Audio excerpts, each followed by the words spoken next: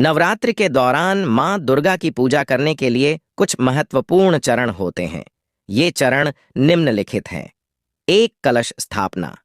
नवरात्रि के पहले दिन कलश स्थापित किया जाता है, जिसे मां दुर्गा का रूप माना जाता है। 2, प्रतिदिन की पूजा। नवरात्रि के दौरान प्रतिदिन मां दुर्गा के 9 रूपों की पूजा की जाती है, जिसे नवदुर्गा कहा जाता है। 3, मंत्र जाप। मां दुर्गा के मंत्रों का जाप करना भी महत्वपूर्ण है। 4, ध्यान और भक्ति। मां दुर्गा को समर्पित होकर ध्यान करना और उनकी भक्ति में लगना भी आवश्यक है। 5, आरती। पूजा के अंत में मां दुर्गा की आरती उतारना चाहिए। इन सभी कार्यों को निष्ठा और श्रद्धा के साथ करने पर मां दुर्गा का आशीर्वाद अवश्य मिलेगा।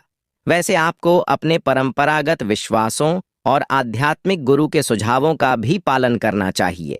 मां दुर्गा से पुत्र के लिए आशीर्वाद मांगने के लिए आप निम्नलिखित चरणों का पालन कर सकते हैं। 1, श्रद्धा और भक्ति। मां दुर्गा के प्रति अच्छी श्रद्धा और भक्ति रखें, उन्हें अपने हृदय में बसाएं और उनके प्रति गहरी भावना और प्रेम दिखाएं। 2, प्रार्थना और मंत्र जप। नियमित रूप से मां दुर्गा के नाम का जाप करें और उन्हें अपनी इच्छाओं की प्रार्थना करें। मां दुर्गा के प्रिय मंत्रों का जाप करने से आपकी मनोकामनाएं पूरी हो सकती हैं। 3, नियमित पूजा। नियमित रूप से मां दुर्गा की पूजा करें। आप उन्हें पुष्प, धूप, दीप, नैवेद्य, आरती आदि से अर्पित कर सकते हैं। 4, सेवा और दान। मां दुर्गा की सेवा करें और उनकी भक्तों की सेवा में भी सहायता करें। धन, समय या भोजन की रूप में दान करने का प्रयास करें। 5, प्राणायाम और ध्यान। मां दुर्गा के ध्यान में लगे रहें और उन्हें समर्पित होकर प्राणायाम और ध्यान का अभ्यास करें। ये सभी चरण आपको मां दुर्गा के आशीर्वाद को प्राप्त करने में सहायक हो सकते हैं। ध्यान रहे कि आप निरंतर श्रद्धालु और निष्ठावान रहें और उनके प्रति समर्पित रहें। नवरात्रि के दौरान भक्त विशेष प्रकार का आहार लेते हैं, जो उनके आध्यात्मिक और शारीरिक स्वास्थ्य के लिए उपयुक्त होता है। यहाँ कुछ आहार की सुझाव दिए जा रहे हैं। 1, फल। सभी प्रकार के फल जैसे कि केला, सेब, अंगूर, संतरा, अनार आदि का सेवन करें। 2, सब्जियां।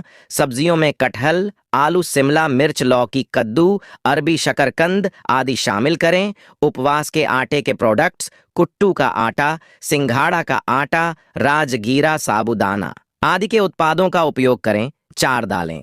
संपूर्ण दालों का सेवन न करें, लेकिन साबूदाना, कटहल की दाल, सिंघाड़ा का आटा, अरहर दाल आदि का सेवन करें। 5, दूध और दूध के उत्पाद। नवरात्रि में दूध, पनीर, दही, घी आदि का सेवन कर सकते हैं। 6, व्रत के उपयुक्त पकवान। कुट्टू की पूरी, समोसे, सिंघाड़ा, डोसा, साबूदाना खीर, साबूदाना उपमा, फलाहारी खीर आदि व्रत के उपयुक्त पकवान खा सकते हैं। 7, फलाहार। केवल फलों का सेवन भी किया जा सकता है, जैसे कि फलों का चाट, फलों का जूस, फलों की सलाद आदि। ध्यान दें कि व्रत के दौरान आपको गहरी तपस्या और ध्यान का अभ्यास करना चाहिए। इसके अलावा आप अपने परंपरागत आहार और स्वास्थ्य को ध्यान में रखते हुए उपवास कर सकते हैं। माता दुर्गा को चढ़ाने के लिए अनेक प्रकार के फूल उपयोग किए जाते हैं, लेकिन कुछ विशेष फूलों का चढ़ाव उन्हें अत्यधिक प्रसन्न करता है। 1, राजनीगंधा। राजनीगंधा को मां दुर्गा के लिए बहुत ही प्रिय माना जाता है। इसकी महक और सुंदरता से मां दुर्गा को आनंदित किया जाता है। 2, जास्मिन। जास्मिन के फूल का चढ़ाव भी उन्हें अत्यधिक प्रसन्न करता है। इसकी माधुर्य और दिव्यता से मां दुर्गा को आनंदित किया जाता है। 3, कनेर। कनेर के फूल को भी मां दुर्गा के चढ़ाव के रूप में उपयोग किया जाता है। इसकी खुशबू और विशालता से मां दुर्गा को आनंदित किया जाता है। यह सभी फूल मां दुर्गा के प्रिय होते हैं और उन्हें प्रसन्न करने में मदद करते हैं। इसके अलावा आप अपनी स्थानीय परंपरागत फूलों का भी उपयोग कर सकते हैं, क्योंकि मां दुर्गा को भक्त की भावना और श्रद्धा अधिक महत्वपूर्ण होती है। नवरात्रि के दौरान स्त्रियों को कुछ विशेष बातों का ध्यान रखना चाहिए। 1, शुभ कार्यों का पालन करें, जैसे पूजा पाठ, ध्यान आदि। 2, अन्याय, अत्याचार या दुर्व्यवहार नहीं करना चाहिए।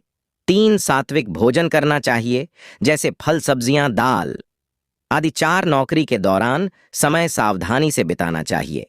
5 दूसरों के साथ उचित व्यवहार करें और सच्चाई और न्याय के प्रति प्रतिष्ठा बनाए रखें। इन बातों का पालन करने से नवरात्रि के दौरान स्त्रियों को धार्मिक और सामाजिक दृष्टि से संतुष्टि मिलेगी। नवरात्रि के दौरान पुरुषों को भी कुछ विशेष बातों का ध्यान रखना चाहिए। एक सात्विक और शुद्ध भोजन का पालन करें, जैसे फल, सब्जियां, दाल आदि। 2 माता दुर्गा की पूजा और अर्चना में भाग लें। 3 न्याय, सत्य और नैतिकता का पालन करें। 4 अन्याय, हिंसा, बुरी भावनाओं और अशुभ कार्यों से बचें। 5 मातृत्व की सम्मान करें और महिलाओं का सम्मान करें। इन सावधानियों का पालन करने से नवरात्रि के दौरान पुरुषों को धार्मिक और सामाजिक दृष्टि से संतुष्टि मिलेगी। नवरात्रि के दौरान स्त्रियों और पुरुषों को ब्रह्मचर्य का प्रयोग करना धार्मिक और आध्यात्मिक उन्नति के लिए लाभदायक हो सकता है। ब्रह्मचर्य का मतलब होता है इंद्रियों के संयम का पालन करना और अपने आत्मा की ऊर्जा को ऊंचाइयों की ओर निर्देशित करना। स्त्रियों और पुरुषों को ब्रह्मचर्य का पालन करके वे अपने मन को शुद्ध और स्थिर रख सकते हैं, जो उन्हें आध्यात्मिक साधना में सहायक होता है। इसके अलावा इस अवस्था में रहकर वे सामाजिक और नैतिक मूल्यों का भी पालन करते हैं और अपने जीवन को धार्मिक उद्देश्यों की दिशा में संचालित करते हैं। इसलिए नवरात्रि के दौरान स्त्रियों और पुरुषों को ब्रह्मचर्य का प्रयोग करना उनके आत्मिक और सामाजिक विकास में मदद कर सकता है। दोस्तों, हमारी वीडियो आपको पसंद आई हो तो हमारे वीडियो को लाइक और चैनल को सब्सक्राइब करें और कमेंट में लिखें जय मां दुर्गा। धन्यवाद।